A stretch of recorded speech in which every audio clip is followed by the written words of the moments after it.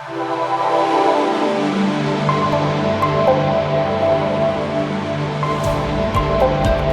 who's here, Julien. How are you? How's the evening? What's going on? Good morning, Max. I'm doing great. How are you doing today? I'm fine. I've got an interesting note from a friend, however.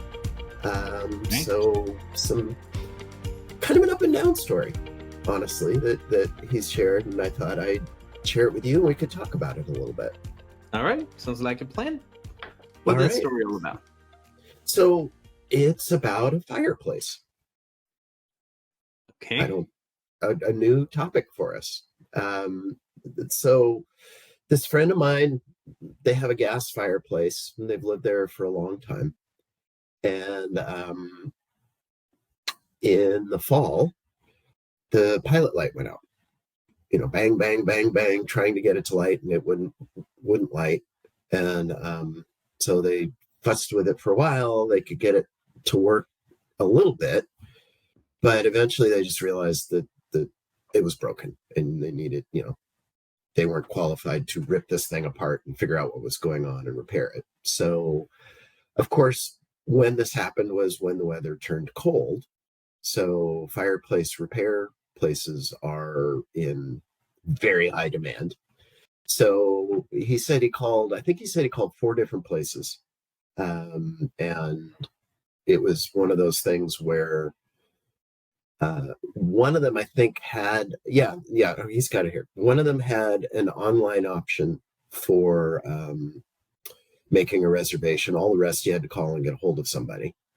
So that was, for each one, it was like a 3 or 4 day back and forth process. Finally, he got to one, and they said they could bring, and and it was worse than that. It was a back and forth process. A couple of them were saying, we can do it in a month. But they got a hold of one.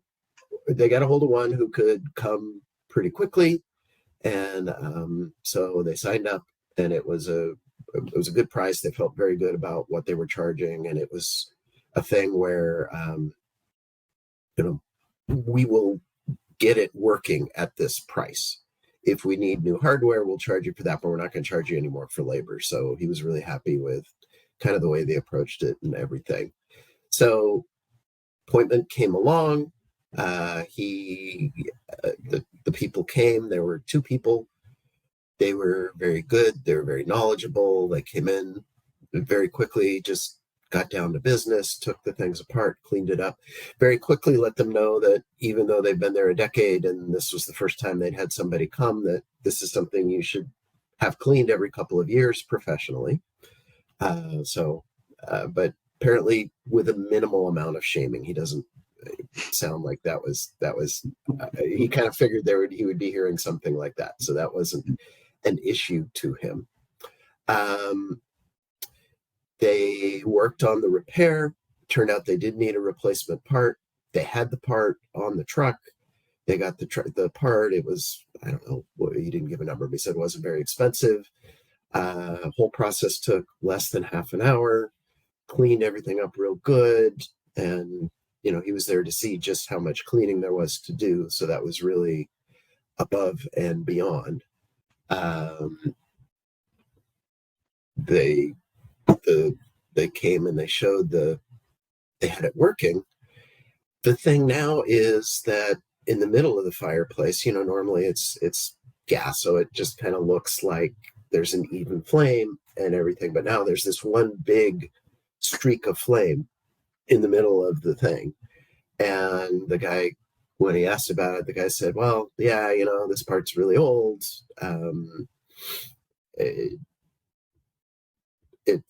Hopefully it'll just kind of settle out in a little while. Used that, got out of the door quickly. So now the guy still has this great big flame in the middle of his fireplace, and now he's stuck with, do I convince myself that this is okay and how I want my fireplace, or do I need to invest in, do I need to call them and see if they'll come back and fix it? And do I need to invest? If not, do I need to invest in another trip and everything that's going to entail? Which probably means a much bigger part replacement, which is going to be, probably, again, I don't think labor costs will be that much, but there's a significant parts cost here. So that's the whole story. A couple of interesting things there. I'll let you kind of start and see what you see to pick apart. All right. I'm a big chimney fan. Fireplace is something I wish I had in my home. I unfortunately don't have it. Probably a good thing when you have toddlers around anyway. But I can totally relate. If you have one, you want it to work. And it's obviously going to break down at the time you need it most. And it's obviously going to break down when everyone is calling the Right. shop. So there's that.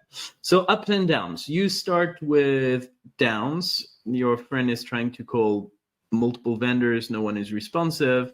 Then it goes up. You finally have someone available. The promise is good. You pay for fixed label fee, whatever changes are required. They keep to the promise. They actually fix it. They clean everything up, which guarantee is not something that happens very often, so is worth noting.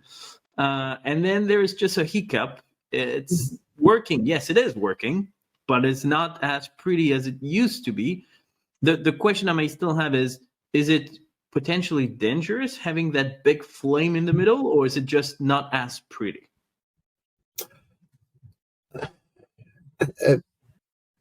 What I get from this, given that the repair guy saw it, if it was dangerous, I think he would have said, this needs to be done. So, and again, from everything here, they're very professional and everything like that. So I think, I don't think there's any safety issues. I think this is purely an aesthetic issue. Okay. And then the guy leaves as quickly as possible to move on to the next customer and not add any complexity, because he agreed that there would be a fixed labor fee, and anything additional he would do, well, that would be for him, basically, wouldn't be paid for it. So I get that. Yeah, and they're in a really high demand moment. Exactly.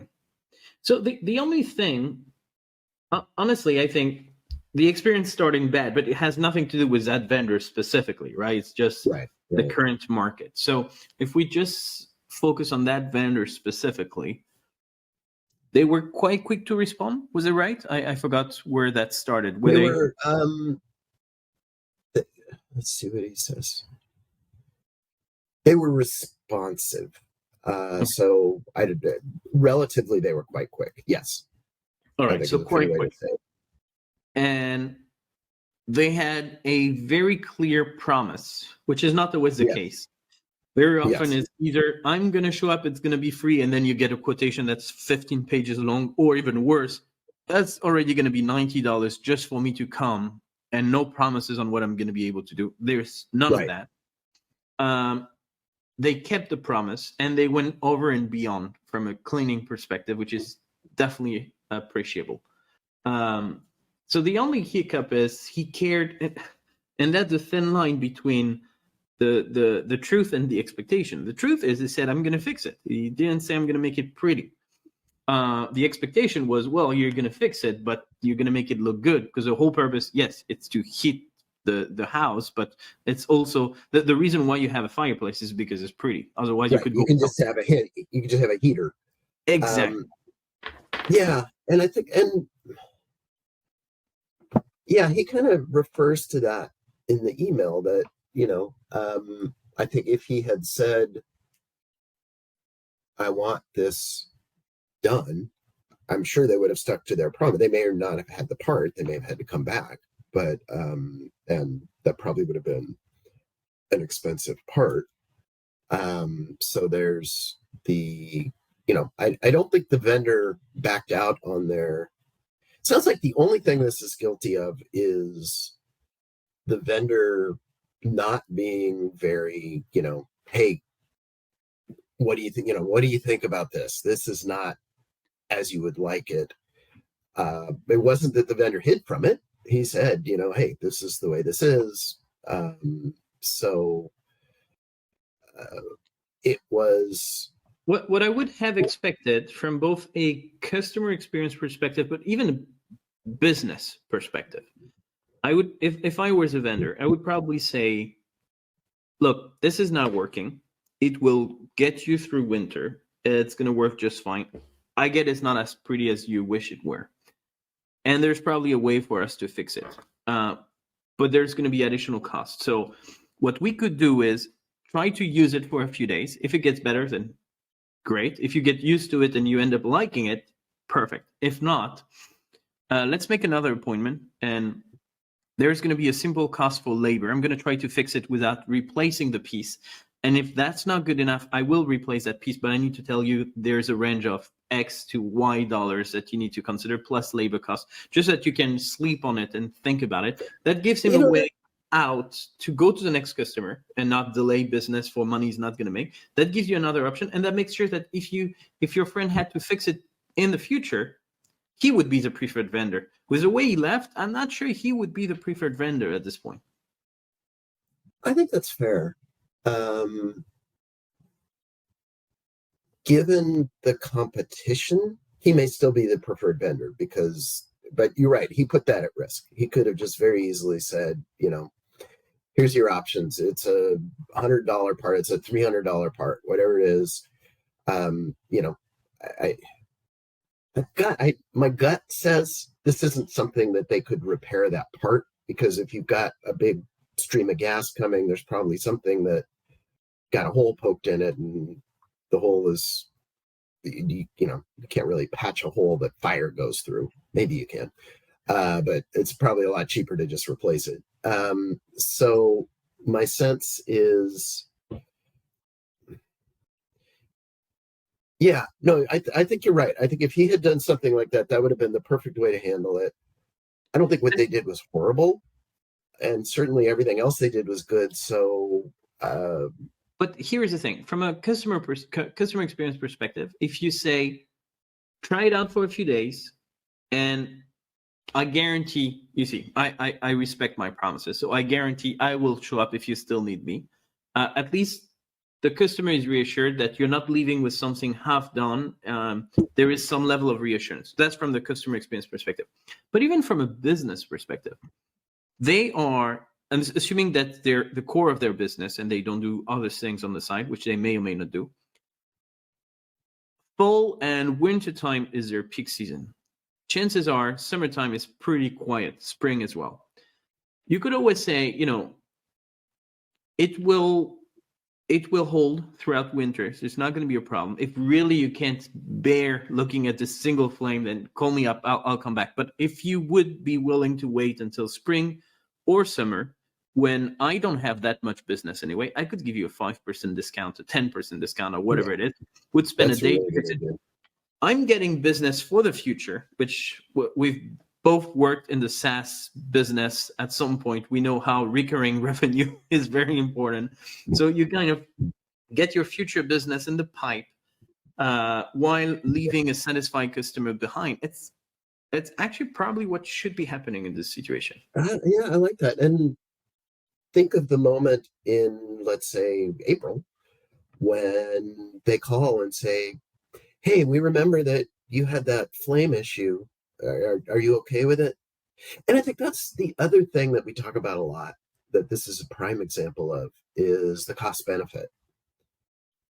Even if there was no charge, it's still somebody's coming into your house, somebody's, there's pain in having somebody come in to do that. It works, but it just doesn't look as pretty. Is that, at what point do you go, yes, I want to go through this? There is another element of your story that links back to this. The fact that your friend did not, I guess what he was supposed to clean up is the chimney itself, right? The pipe above that. I guess that's what you were talking about, or is it the machinery that is? No, the machinery, the machinery and there's, when he talked, I didn't get into this level of detail, but he talked about it. There's like there's the burners, and then there's like little fake wood stuff and all that. They took all that apart and dusted it all off and cleaned it all up and underneath and through the nooks and crannies and that kind of stuff. So from what you're saying, that's something that should happen, if not every year, every couple of years at least. Here is recurring business again. You could be saying, you know what, it will hold through winter. If really you can bear it, call me back earlier. But other than that, I will call you back in April. And what we're going to do is we'll look into this. And also, I'll clean it up again so that next winter, you don't have to wait for 5 days to get someone ready. I'll be with you in spring or summertime, fix it for you so that you have a very comfortable fall or winter season with the right flames, in safety, with something that's working and that's clean. And that's probably, the other step. Make sure that you get stability throughout the year and that you get happy customers that will just want to call you and no one else. That's great, because then it's I have a reason. Then I can mark in my brain, okay, April, there's going to be a fireplace moment. And then at that point, I mean, it doesn't sound like they make a ton of money off. Well, they must make money off the parts. If they're not charging for the labor, they must, put that price up and make some money there. So at least they're going to get a cleaning visit revenue, and they may get that plus, we'll go ahead and swap that thing out. You're right. That would really lock somebody in. I think that's exactly the right thing to do. All right. Do you think your friend is going to feel any better about this with his single flame? I think so. We'll see. I'll see if I get any feedback from him. I'll let you know. Perfect. Well, thank you for that story. That was 2 stories in a row, I believe. So I definitely need to pick the next one. And we'll see if that's a new one or if that's the one I promised last week about my grandpa. So we'll see which one it is. But in any case, thank you very much, Max. I wish you have a beautiful week, and I will talk to you in a week's time. Sounds great. Thanks, Julien. Bye, Max. Bye.